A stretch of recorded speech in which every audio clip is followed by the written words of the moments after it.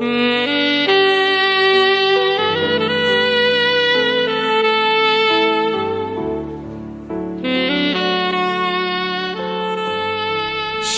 Bapak Ibu, Saudara yang dikasihi Tuhan. Haleluya, kita bersyukur hari ini kita sudah memasuki bulan yang baru di tahun 2025, yaitu bulan kelima, bulan Mei. Dan di Australia sudah mulai sangat dingin. Saya berdoa agar Bapak Ibu Saudara semua, teman-teman yang tinggal di Australia tetap ada dalam pemeliharaan dan kesehatan dari Tuhan. Saudara, saya sangat bersyukur bisa menemani saudara dalam renungan malam yang saya buat hari demi hari ini. Renungan ini saya buat sebenarnya untuk menjelaskan ayat hafalan yang saya berikan kepada jemaat yang saya layani di GBI Immanuel di Dunside, Australia. Dan setiap hari saya memberikan ayat-ayat hafalan, dan juga setiap bulan saya memberikan tema bulanan. Dan di sepanjang bulan ini kita akan sama-sama belajar mengenai ketaatan. Saya berharap renungan ini bisa menjadi berkat bukan hanya untuk jemaat yang saya layani, tapi juga untuk semua orang yang mau belajar firman. Dan biar renungan ini juga bisa dibagikan kepada orang-orang lain yang menurut saudara mungkin perlu untuk mendengarnya, apakah itu teman-teman saudara atau keluarga saudara yang lain, sehingga kita sama-sama belajar firman, terutama mungkin sebelum kita beristirahat, sehingga kita bisa memenuhi hati dan pikiran kita dengan firman Tuhan. Dan mengenai ketaatan ini, saya percaya ini adalah satu hal yang penting yang perlu kita lakukan sebagai orang percaya, karena ketaatan menggambarkan buah rohani atau buah keselamatan yang kita miliki di dalam Kristus. Setiap orang yang sudah mengaku menerima Yesus sebagai Tuhan dan Juru Selamat, lalu mengalami kelahiran baru, ia harus diubahkan hari demi hari. Dan salah satu bentuk perubahan itu adalah level grafik ketaatan yang setiap hari harus semakin meningkat. Kita harus lebih taat hari ini dibanding hari kemarin, demikian juga dengan waktu-waktu yang kita lewati di sepanjang hidup kita. Dan hari ini kita belajar dengan judul Taat Sejak Diciptakan. Kita akan membaca ayatnya dalam Kejadian 2 ayat 17 yang berkata demikian. Tetapi pohon pengetahuan tentang yang baik dan yang jahat itu, janganlah kau makan buahnya, sebab pada hari engkau memakannya, pastilah engkau mati. Saudara, ayat ini menggambarkan bahwa sejak manusia diciptakan oleh Tuhan, Tuhan menguji manusia dalam hal ketaatannya.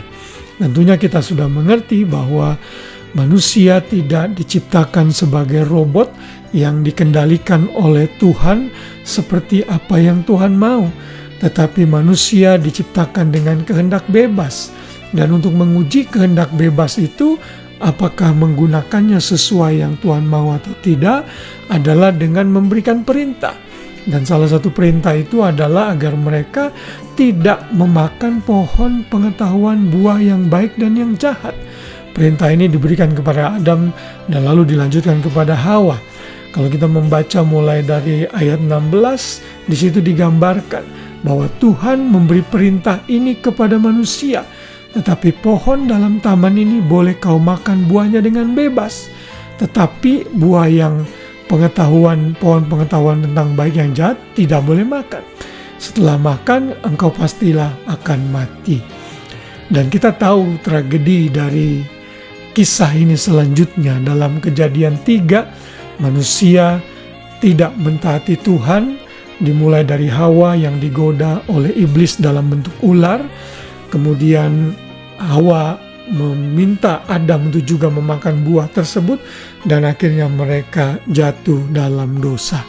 Karena mereka jatuh dalam dosa, maka seluruh generasi manusia pun diperhitungkan berdosa sampai kepada kita dan generasi manusia setelah kita. Anak dan cucu kita dan seluruh keturunan-keturunan manusia sudah berbuat dosa. Karena ketidaktaatan satu orang, kata kitab Roma, maka itu menjalar ke seluruh umat manusia. Jadi memang sayang sekali bahwa manusia yang sejak dari awal diciptakan Tuhan untuk taat, tetapi justru melanggar. Dan dari sinilah akhirnya dosa melebar dan meluas sampai hari ini. Tetapi puji nama Tuhan, kita tahu Kristus menebus kita dari kutuk dosa, sehingga siapa yang percaya dia tidak binasa. Adam dan Hawa memang masih hidup ratusan tahun, namun pada akhirnya mereka mati. Dan manusia setelah itu umurnya makin hari makin bertambah pendek, sampai hari ini mungkin average 70-80 tahun. Saudara, yang kita perlu pelajari hari ini adalah ingatlah bahwa kita diciptakan untuk taat. Dan saat kita menjadi ciptaan baru di dalam Kristus, menerima Yesus sebagai Tuhan dan Juru Selamat, Roh Kudus berdiam di dalam kita. Saat Roh Kudus berdiam di dalam kita, maka kita dimampukan untuk hidup dalam ketaatan. Sadari identitas kita yang awalnya Tuhan ciptakan untuk taat, dan setelah kita diciptakan baru, ciptaan baru, kita pun juga harus hidup dalam ketaatan. Kiranya renungan firman Tuhan ini kembali mengingatkan kita dan memotivasi untuk meningkatkan ketaatan dan kekudusan kita di dalam Tuhan. Sehingga di sepanjang bulan ini dan terus sampai sepanjang tahun dan setiap hari, kita makin menjadi pribadi yang taat dan memuliakan nama Tuhan, sehingga hidup kita menjadi berkat.